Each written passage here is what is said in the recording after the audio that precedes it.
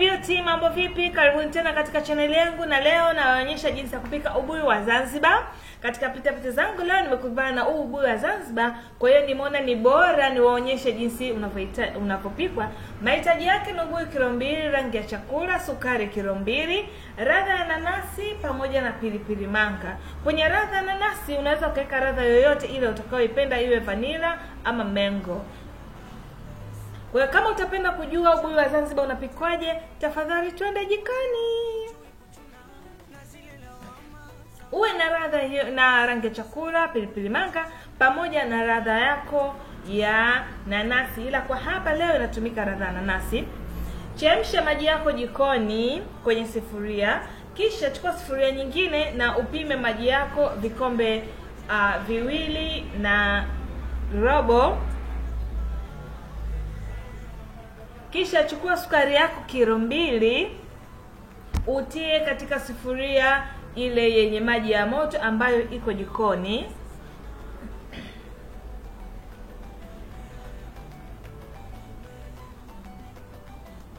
Kisha unachukua pilipili manga kijiko 1 na robo, unatia katika mchanganyiko wako wa ile maji na sukari. Alafu unauchanganya mchanganyiko wako vizuri.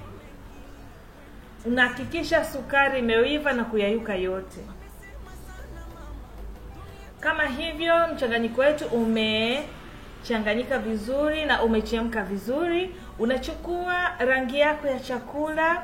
Hivyo vipimo nafikiri vinauzwa sehemu mbalimbali kwenye market. Unapima kipimo hicho 1 na 2, unatia katika ule mchanganyiko wako wa sukari pamoja na pilipili manga. Unaacha ichemke, lakini huwa unaikoroga kutokana inaweza kumwagika. Kwa wale ambao wananijua mimi, wanajua jinsi gani napenda ubuyu. I say napenda ubuyu kupita maelezo, na hasa ubuyu wa Zanzibar. Nikataka kujua ubuyu huu unapikwaje, mpaka leo nikaona nimejua, na napenda kuonyesha na nyinyi wajesalimia mbali. Anyway, forget about that.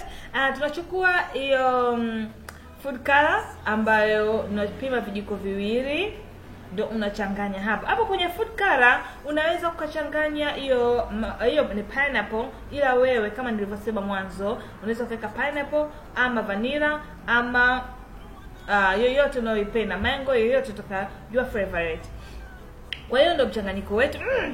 Mate amenijaa. Okay, ukiwa tayari umeshachambua ubuyu wako vizuri, ukiwa umeshauchambua, umeshaupepeta vizuri, umetoa uchafu, unaweka katika chombo kingine. Kisha unachukua ule mchanganyiko wako unaumimina kwenye ubuyu wako. Yaani naongea huko mate amenijaa, na utamanije?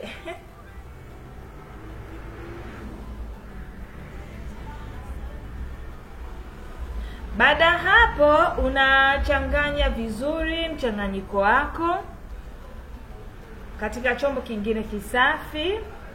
Unauchanganya vizuri mpaka uwe umechanganyika na weupe kutaonekana. Kwa hiyo huo ndio ubuyu wa Zanzibar unavyopikwa.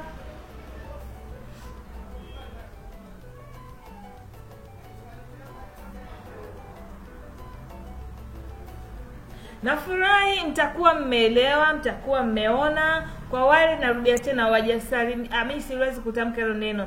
Kwa wale ambao wanapenda kupika, kujipikirisha, wanauza ubuyu, wanauza mabiso, wanauza karanga. Kwa hiyo itakuwa ni jambo moja zuri ukajifunza. Baada hapo unaumimina kwenye beseni lako na kuwasha ukauke. Ukishakauka unakuwa tayari kuliwa. Mpaka siku nyingine tena, natumani mtakuwa mmefurahi na mmeelewa step by step. Thanks for watching. Tafadhali usisahau kushare, kulike na kusubscribe.